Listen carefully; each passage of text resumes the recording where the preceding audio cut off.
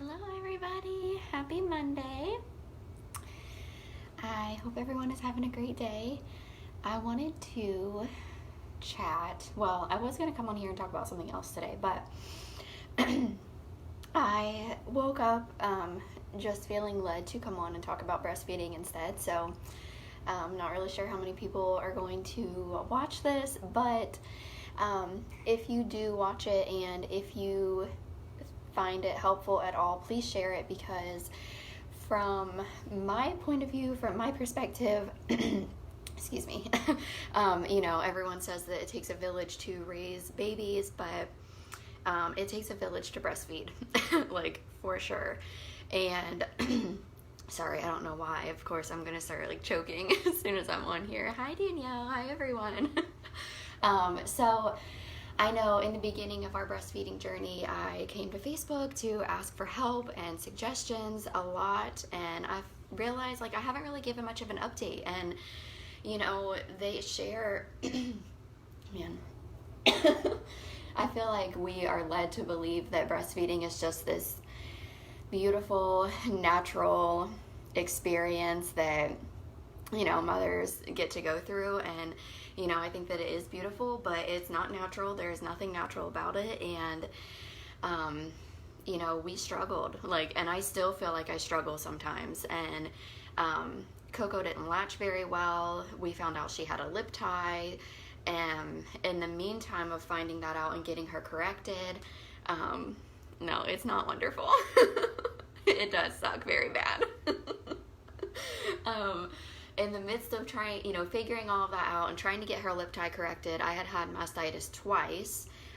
For those of you who don't know what mastitis is, it's an inflammation basically in your boob. They call it the boob flu because you feel like you have the flu. There's nothing magical about any of that. And so that was just within the first couple of months. I had mastitis twice, trying to figure out what's going on with her. And we finally, decide to get her lip tie resolved because I'm bound and determined to breastfeed. And, with Django, I only breastfed him for maybe the first month, but I had enough saved to where he had breast milk for 6 weeks total. And I don't know why, but whenever I found out that I was pregnant with Coco, I made it my mission to breastfeed. I don't know. It was just something in my mind that clicked, and I'm like, I'm going to breastfeed this baby forever. As long as she is drinking, I'm going to feed. And so it's just been something that I've been very adamant about. And I will say in the beginning when I struggled, I had back-to-back mastitis at first. And I did have a lot of people reaching out to me, supporting me, but then also people letting me know, like, it's okay to quit. And I know that, and those messages meant just as much to me as the messages from people telling me, keep going, you've got this, it gets better. I'm still looking for the getting better part. But it's just a choice that we make as mothers. And I could have quit. I still can quit. And I think maybe this was weighing on my heart so much lately because I have run into, yet again, another thing that isn't really talked about a lot with breastfeeding. And, so I had mastitis twice in the beginning. And then after the second time I got it, I thought, I'm just switching to pumping. Like, I'm not, and everything with COVID started happening, so the lactation consultant that I was seeing at the hospital wasn't allowed to see her in person to help me latch. So I'm like, I'm just gonna pump, and I know that it's possible. Look at her. Yeah, pumping is not fun, and that's when, so I had my electric pump. I'm like, I'm just gonna start pumping, and I don't want to do mastitis again. So I kind of, had a little bit of, I was a little upset at first because I knew that I wasn't getting that skin-to-skin contact with her, like that she wasn't on my breast anymore. So I used my electric one, and my supply plummeted. Like, it went away faster than I don't know what. Like, it was terrified of me. So I was like, I'm not doing this. And I thankfully had a hand pump that I'd gotten from my lactation consultant at the hospital. So I said, screw it, I'm just going to try it, see what happens. And that thing's like magic.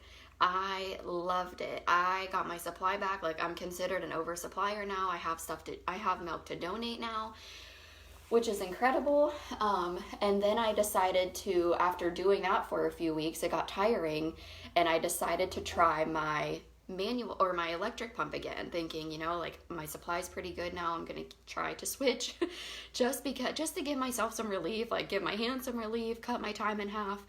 And I got mastitis the third time when I switched back to my electric pump. Like my body just does not respond to the electric pump at all. So I switched back to, I was able to get my mastitis cleared up and switched back, and we're doing well. And it's just like, I am doing well, but I'm tired. And it's like every 4 hours I pump for an hour because I am using my hand pump. My body just completely rejects an electric pump.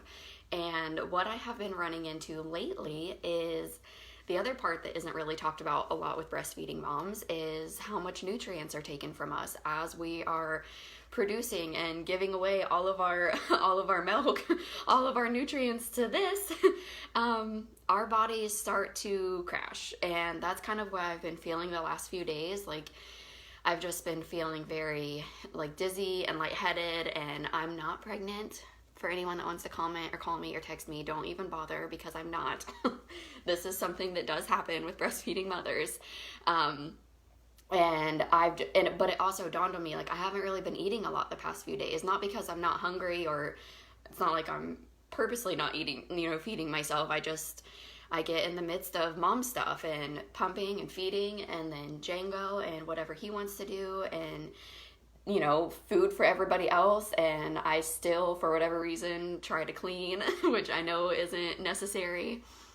I know, she is so chunky. We actually have her 4-month checkup tomorrow, so I'm super excited to see, how well she's doing, how much she weighs, but she is rolling over now.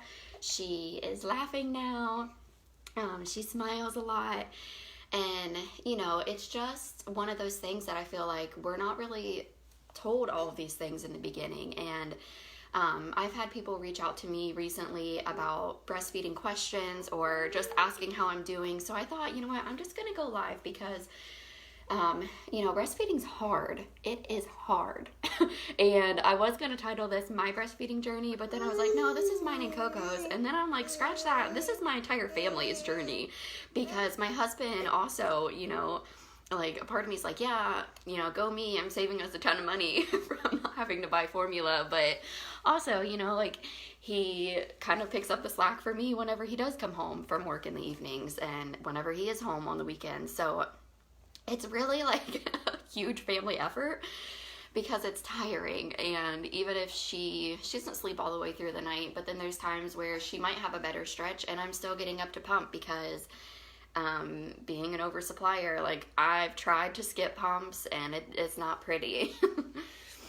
Cliff bars, that's a good idea. I should get Cliff bars and stuff like that, stuff that's like easy, because it's hard, and we have to remember to take care of ourselves. And if we don't continue to take care of ourselves, then I won't be able to take care of her the way that I want to. So I just wanted to bring that to light. And for any moms that are struggling, just know, like, you can do this. And if you are at the end of your journey and it's too much for you and you don't feel like pumping, you don't feel like breastfeeding, you don't feel like trying to figure out how to get your baby to latch properly, and you're ready to stop, like, that's okay too, because in the end, fed is best.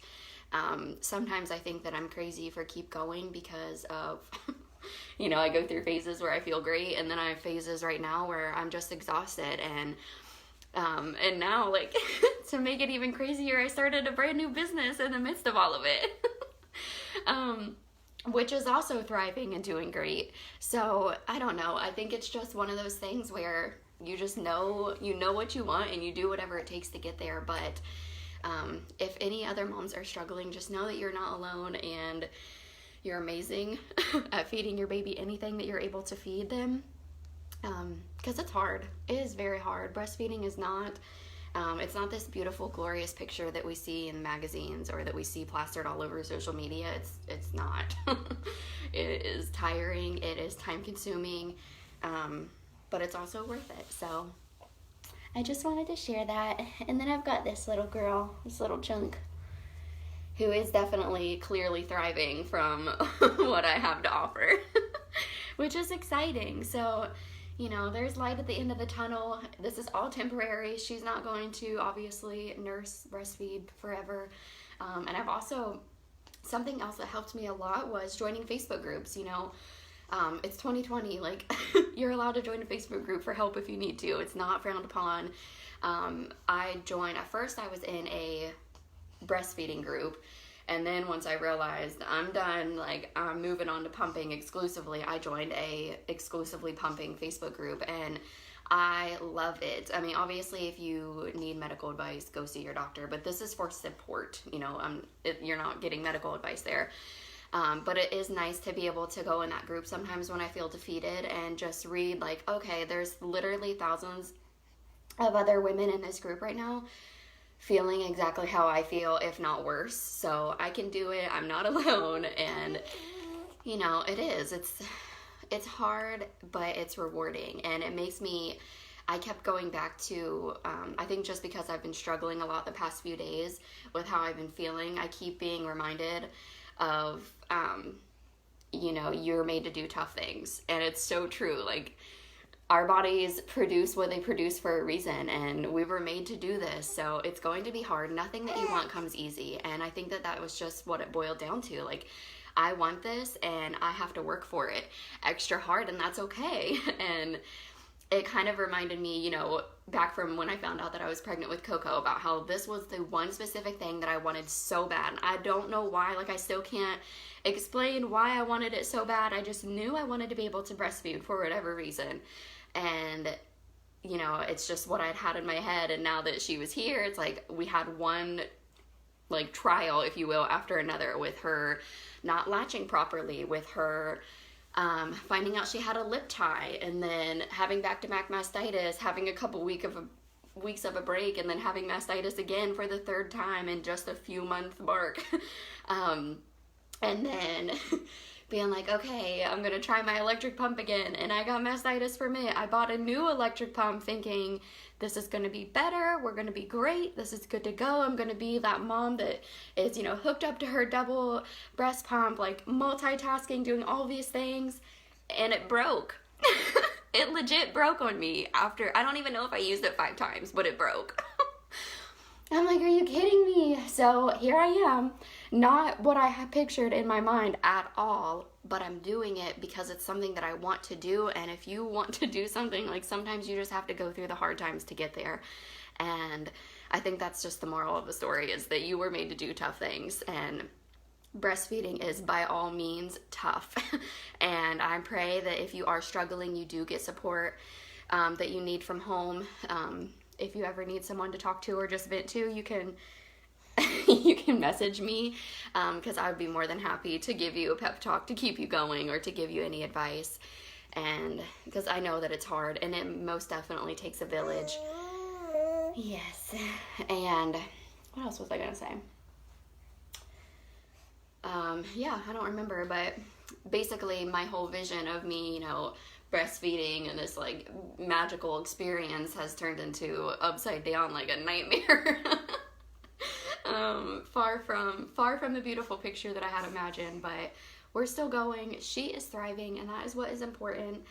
And I'm using a manual pump, so it takes me about an hour every 4 hours, all day, all night. But it's what I do, and it's what all of us do, you know, really. So I think that it's okay to ask for help if you need it. It's okay to ask for support. It is important to just, so this was something else that I thought of, because I know she has her 4-month appointment tomorrow. I absolutely love her pediatrician. She acts like Coco's her own granddaughter, and she talks to me like I'm her daughter, and she will, it's like I can just sit down in her office and she'll look at you in the eyes and say, you're doing a great job, keep it up. And it just melts me, and I'm like, man, like something that simple makes a world of a difference, especially when you are struggling with breastfeeding or in general. But just telling someone like you're doing a great job literally is all that it takes. And I know I've had times, especially in the beginning when I kept getting mastitis, my husband would tell me, like, he would just see the look on my face that I was just done, and he would just tell me, you're doing good, like, you can do this. And just hearing those simple little phrases just make the world of a difference, and they just make you feel like, okay, I've got enough in me to go one more time. Like, we can go a little bit farther. And you just make small milestones. And that is another really big piece of advice that I was given that is huge, is giving yourself tiny goals. Like, I know, when I was pregnant and I knew I wanted to breastfeed, I had this image in my head that I was just gonna have this, beautiful experience of her just latching on perfectly, and we were just gonna, breastfeed across the clouds. It's gonna be so magical. And, just breastfeed for as long as she wants to. And then I realized quickly, like, crap, I've got to give myself smaller goals. So I'm gonna breastfeed for a month, and I'll see how I feel after a month. And then in the midst of setting small goals for myself, I made them even smaller, especially when I was struggling with mastitis so often and her not latching. And you're up at 3 a.m, she's crying, you're crying, no one's latching, like so then I was like, okay, well, I'll give myself a 1-week goal, and we'll see how we feel next Friday. And if we still feel good, we'll go till the next Friday. And then I was getting so bad to where I was like, we're gonna do a daily goal. If we make it till the end of the day, we'll see how we feel about making it tomorrow. And then that turned into an hourly goal, because it is hard. It is so hard. Your babies do not magically latch on every single time. Your breasts, like, become chew toys that look like they've been chewed on by wild animals, and it hurts. It hurts so bad, and there's not a magical cream for it. Like, yeah, there's things that give you relief, but man, moms, they deserve so much, so much, because this stuff is so hard. But I will say something else that kept me going in the very beginning was people telling me, after your 3 or 4 month mark, it starts to get a little bit easier. So I thought, okay, once, I did start getting over mastitis, I'm like, okay, let's make it to 3 months, and we'll check back in. Like, how am I doing physically, mentally? Those are huge factors as well. If you are under a lot of mental stress, trying to make it work, like, you might have to reevaluate where you are and what's working and what isn't, because your health, even your mental health, is extremely important. And so then I just kept pushing for that 3 month mark, and I haven't had mastitis since then. So we're good so far. It's just now I'm starting to realize that I actually do have to keep eating a lot every day. Like, typically I'm pretty good about making sure that I eat a lot during the day. I always drink a crap ton of water, always. So I'm pretty good about that. But I've noticed just within the past few days, I haven't been eating as much, and I think that that's sometimes something that we worry about. I've heard other moms worry about, eating enough or not eating enough, purposely not eating enough because they want to, lose weight and this and that. And you can't, if your main purpose is to breastfeed, you've got to put that image of what you want to look like out the window for a while until you have mastered your little routine, because it doesn't matter. Like, if you typically would say, like, oh, I don't eat past 7. Listen, if it's 2 a.m. and you need some crackers, like, you need to go eat some crackers. Your body image will wait. Like, it's going to be there. It's not going away. I promise. And that was something that I didn't struggle with that too bad in the beginning. But I know a lot of moms that do. And, like, it's a normal thing to struggle with. Like, your body went through a lot for 9 months, and, it'd be nice if it went back to normal as soon as all hell broke loose, but it doesn't, and that's okay. Just focusing on your health, your mental well-being, your physical well-being, and the baby. That's pretty much it. So I feel like that is, that's been my experience so far. I would not trade it for the world, because it's an experience that I'll never get back. So we're 4 months strong now, and I still make small goals for myself. We'll see how it is at 5 months, but then if I start getting super sick, then again, it's time to step back and reevaluate. What does your typical daily load look like? It's okay to miss out on stuff. And honestly, right now with COVID, and a lot of people, social distancing, it's kind of like the perfect time in a way to find your new routine and find your new normal. I know that it does make it difficult to have like that normal support system that you could have, but that's when you can rely on social media a lot more. That's what I've been doing a ton, which I'm on social media a lot anyways for my job, but there's a ton of support on social media for breastfeeding, for exclusively pumping. And at first when I started pumping, everyone was like, it's double duty, you know, be aware, blah, blah, blah. I'm like, I don't really see it that way. But now that I am exclusively pumping, it is a double duty, especially during the day when my husband is at work. I'm pumping for an hour and then I'm turning around and feeding her. So when do I get to do anything? And that's okay. Like, not that I'm complaining, because this is my main focus. Breastfeeding her and feeding her is my main focus. So if the house doesn't look, you know, sparkling clean, and before I go to bed at night, I don't care. Like, it doesn't matter. All that matters is all of this. That's all that matters. So if she had a good day, then that's it. That's all that matters. And, you know, I think that changing your perspective a lot helps, but I think I'm just going to start rambling now, so I'm going to call it quits. If you did, again, find this helpful at all, please feel free to share it, because I know that breastfeeding takes a village. It takes a huge village. And if you know someone that is breastfeeding and you haven't checked in on them in a while, do it as soon as you get off of this video. Send them a message and tell them that they're amazing and ask them if there's anything that you can do for them. I promise they'll appreciate it, like a ton. And yeah, I hope you guys have a great Monday, and I'll talk to you later.